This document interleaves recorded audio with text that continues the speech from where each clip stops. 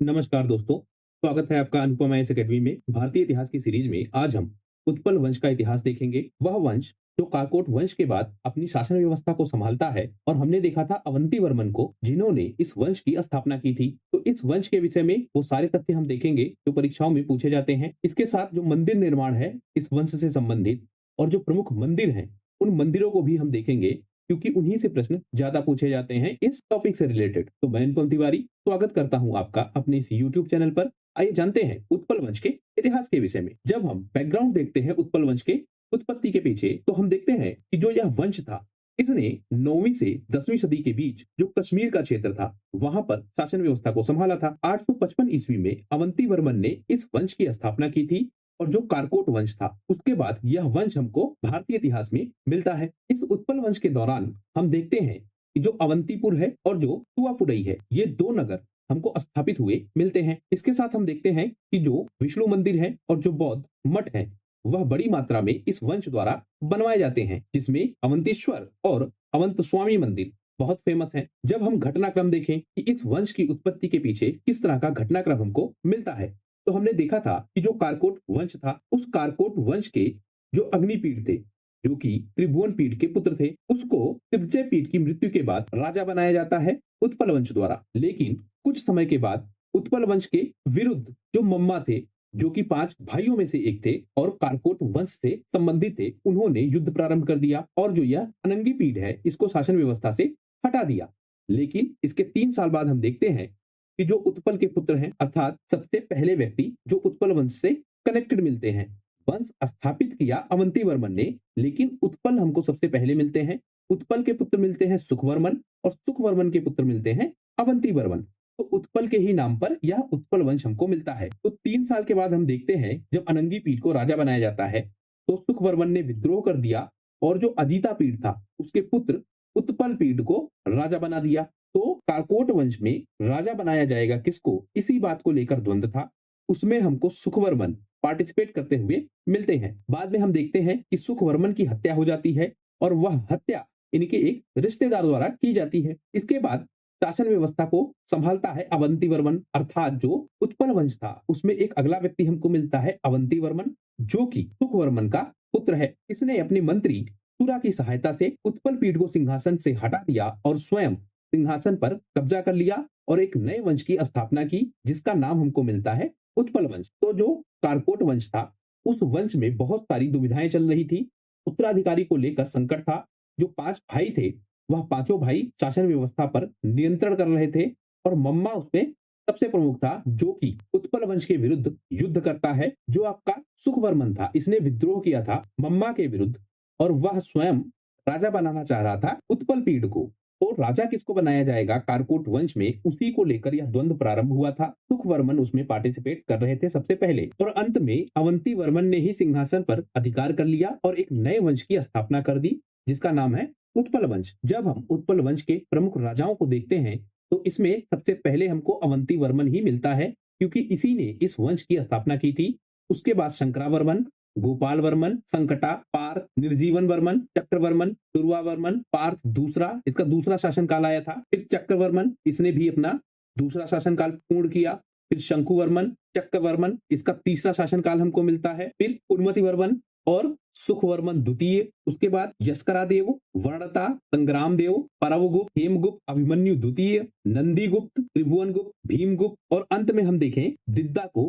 तो यही सबसे प्रमुख हमको मिलती हैं, जो कश्मीर के शासन में बहुत फेमस है।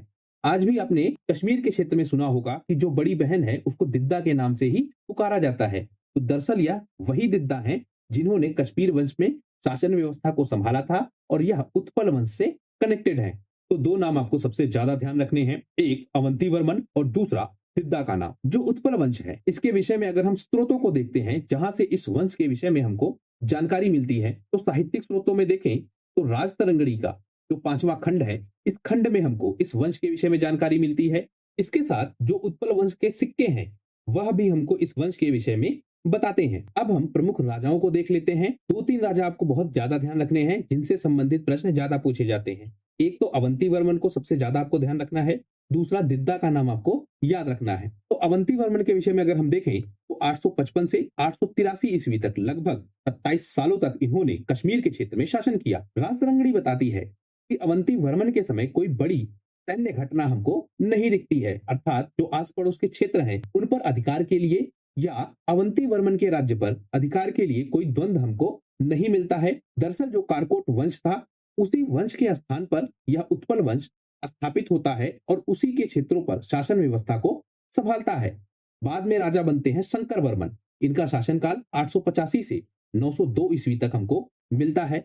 यह अवंती वर्मन की बाद शासन व्यवस्था में आते हैं। हालांकि हम देखते हैं कि राजा बनाया जाना था सुख वर्मन को, लेकिन शंकर वर्मन गद्दी पर कब्जा कर लेते हैं और शासन व्यवस्था को संभालते हैं। कल्हड़ ने बताया है कि जो यह शंकर वर्मन है, इन्होंने अपने शासनकाल में एक बड़ी सैन्य गतिविधि को अंजाम दिया। तो गुजरात पर आक्रमण करने का जो कार्य है वह शंकर वर्मन ही करते हैं। यह बताते हैं कि लगभग 9 लाख पैदल सैनिक, 300 हाथी और 1 लाख घुड़सवारों के साथ यह गुजरात के क्षेत्र पर आक्रमण करते हैं। यहाँ आप कंफ्यूज मत होइएगा, अवंती वर्मन ने आक्रमण नहीं किया था, आक्रमण किया था शंकर वर्मन ने। गुजरात पर आक्रमण के बाद जो वहां का शासक था अलखाना, इसको एक बड़ा क्षेत्र शंकर वर्मन को देना पड़ा। तो हम देखते हैं कि शंकर वर्मन सैन्य गतिविधि को अंजाम देता है, गुजरात पर आक्रमण करता है और वहां का जो शासक है उसे मजबूरन एक बड़ा क्षेत्र शंकर वर्मन को देना पड़ता है। यह जो शंकर वर्मन था, इसका विवाह जो पड़ोसी राज्य है उसकी बेटी सुगंधा के साथ हुआ था। इसकी एक दूसरी रानी भी हमको मिलती है जिसका नाम हमको मिलता है सुरेंद्रावती। तो 2 रानियां हैं, एक सुगंधा और दूसरा सुरेंद्रावती। अब यह रानियों के नाम क्यों इंपॉर्टेंट है? क्योंकि इन्हीं के जो पुत्र होंगे, अर्थात किस रानी से कौन सा पुत्र होगा, उसी पर यह डिपेंडेंट होता था कि उत्तराधिकारी कौन होगा। और उन्हीं के कारण हम द्वंद्व भी देखते हैं कि किस रानी का पुत्र होगा। इसको लेकर रानियों में पहले द्वंद्व होता है और बाद में उनके पुत्रों के मध्य भी हमें द्वंद्व मिलता है। तो हम देख रहे हैं कि 2 रानियां हैं, एक सुगंधा और दूसरी सुरेंद्रावती। शंकर वर्मन के विषय में अगर हम देखें तो जो शंकर वर्मन था यह लगातार युद्ध कर रहा था। एक महत्वाकांक्षी राजा के रूप में हमको यह मिलता है जिसने गुजरात पर भी आक्रमण किया था। तो यह लगातार युद्ध करता है। इस युद्धों के कारण जो इसका राज्य है या जो उत्पल वंश है उसमें धन की कमी हमको देखने को मिलती है। और इसी कारण जो कल्हड़ है जिन्होंने राजतरंगिणी की रचना की है, वह इस शंकर वर्मन को एक लुटेरा बताते हैं।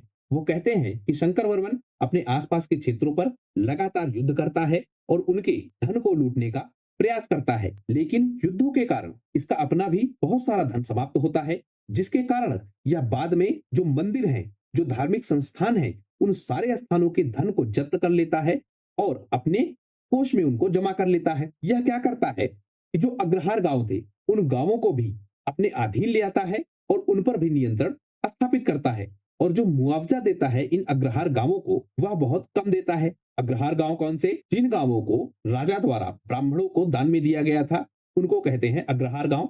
तो ऐसे गांवों को भी यह अपने नियंत्रण में ले आता है। इसके साथ हम यह भी देखते हैं कि जो कश्मीर में यह जबरन मजदूरी की व्यवस्था को एक वैध व्यवस्था के रूप में स्थापित कर देता है, अर्थात जो आम नागरिक हैं वह मजदूरी करेंगे राजा के क्षेत्र में या राजा के अंतर्गत। तो यह व्यवस्था यह स्थापित करता है।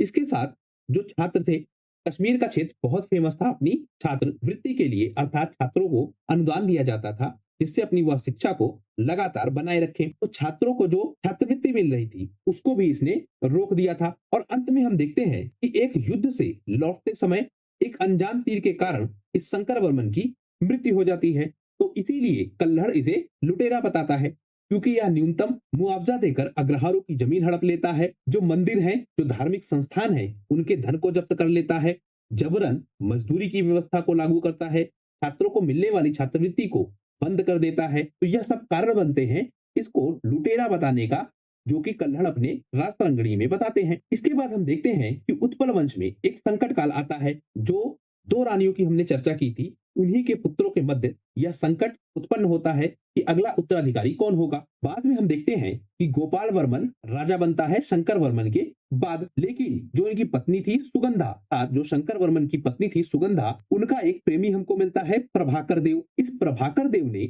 जो गोपाल वर्मन था उसकी हत्या के लिए एक व्यक्ति की नियुक्ति की थी।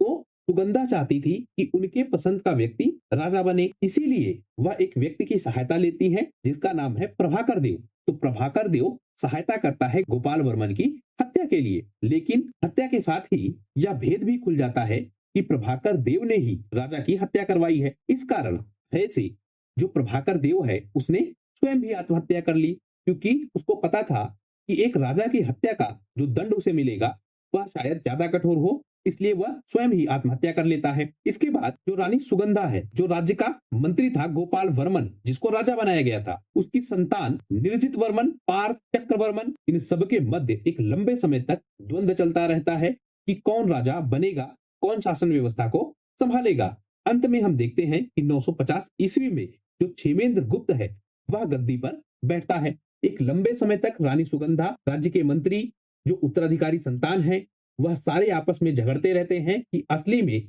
जो उत्तराधिकार है वह किसके हाथों में रहेगा। और अंत में क्षेमेंद्र गुप्त गद्दी पर बैठ जाता है। जो क्षेमेंद्र गुप्त था, इसने लोहार वंश की सहायता ली थी और जो लोहार वंश की राजकुमारी थी दिद्दा, उनके साथ विवाह किया था। तो जो दिद्दा बहुत फेमस है कश्मीर के क्षेत्र में, यह किससे थी? लोहार वंश से। इनका विवाह हुआ था क्षेमेंद्र गुप्त से, और क्षेमेंद्र गुप्त ने यह जो संकट काल था, उस संकट काल के समय लोहार वंश की शायद सहायता ली थी। यह तथ्य प्रमाणित नहीं है, पर ऐसे विचार हमको मिलते हैं कि लोहार वंश की मदद से ही क्षेमेंद्र गुप्त शासन व्यवस्था में शामिल होता है और गद्दी पर अधिकार करता है। तो दिद्दा से इनका विवाह हो जाता है। बाद में हम देखते हैं कि उत्पल वंश में फिर से संकट का काल आता है और फिर से उत्तराधिकारियों के मध्य द्वंद्व प्रारंभ हो जाता है कि वास्तव में गद्दी का उत्तराधिकारी कौन है। लेकिन अंत में जो गद्दी है वह दिद्दा के नेतृत्व में अगले 50 सालों तक शासन व्यवस्था को चलाती है। देखिए, इसमें हो क्या रहा था कि उत्तराधिकारी बहुत सारे बन रहे थे और बार बार उनकी हत्या हो जा रही थी, इसीलिए जो इनडायरेक्ट कंट्रोल है वह दिद्दा का हमको दिखता है और बाद में दिद्दा स्वयं इस कंट्रोल को अपने हाथों में ले लेती है और शासन व्यवस्था को संभालती है। तो इस तरह हम देखते हैं कि जो दिद्दा का नेतृत्व काल है वह हमको 50 सालों तक मिलता है। उत्पल वंश से संबंधित बहुत सारे मंदिर हमको मिलते हैं जिनसे संबंधित प्रश्न परीक्षाओं में बार बार पूछे जाते हैं।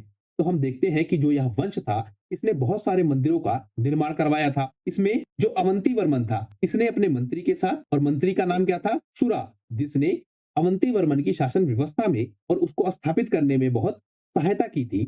इस मंत्री के साथ मिलकर अवंती वर्मन ने बहुत सारे मंदिरों का निर्माण करवाया और बहुत सारे कस्बों का निर्माण करवाया, जैसे अवंतीपुरा, सुरपुरा और अवंती स्वामी मंदिर। इसके साथ सुइया ने सुइयापुर शहर की स्थापना की। जो शंकर वर्मन है, इसने शंकरपुरा की स्थापना की। और जो सुगंधा थी, उनके साथ मिलकर जो गौरी शंकरा मंदिर है, सुगंधा का शिव मंदिर है, यह सब भी बनवाया। जो फतेहगढ़ में एक शिव मंदिर बना है वह भी इस उत्पल वंश ने ही बनवाया था। सुगंधा ने जब बाद में शंकर वर्मन की मृत्यु के बाद शासन व्यवस्था में नेतृत्वकर्ता की भूमिका में आना चाहा था, उस समय सुगंधपुरा शहर और गोपालपुरा शहर की स्थापना की थी।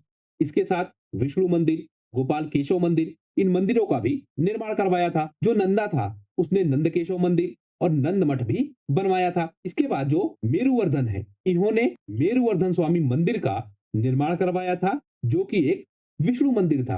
तो इस तरह हम देखते हैं कि उत्पल वंश के समय बहुत सारे मंदिरों का निर्माण होता है। इससे पहले के वंशों में भी हमने देखा है कि वह भी बहुत सारे मंदिर बनवाते हैं। जैसे हमने कारकोट वंश को देखा था, हमने हिंदू शाही वंश को देखा था, हमने सेन वंश को देखा था। तो वो सारे लोग बहुत सारे मंदिरों का निर्माण करवाते हैं। जब अरब का आक्रमण होगा और स्पेशली जब महमूद गजनवी का आक्रमण होगा, तो वह इन्हीं सारे मंदिरों को नष्ट करता है। वह सारा घटनाक्रम भी हम आने वाली वीडियोस में देखेंगे। तो उत्पल वंश से संबंधित ये सारे प्रमुख तथ्य हैं जो परीक्षाओं में पूछे जाने की संभावना है। आशा करता हूं यह वीडियो आपको पसंद आया होगा। अगर वीडियो आपको पसंद आया है तो प्लीज शेयर कीजिए अपने दोस्तों के साथ, सब्सक्राइब कीजिए इस चैनल को। आपका हमसे जुड़ने के लिए बहुत बहुत धन्यवाद। आपका दिन शुभ हो।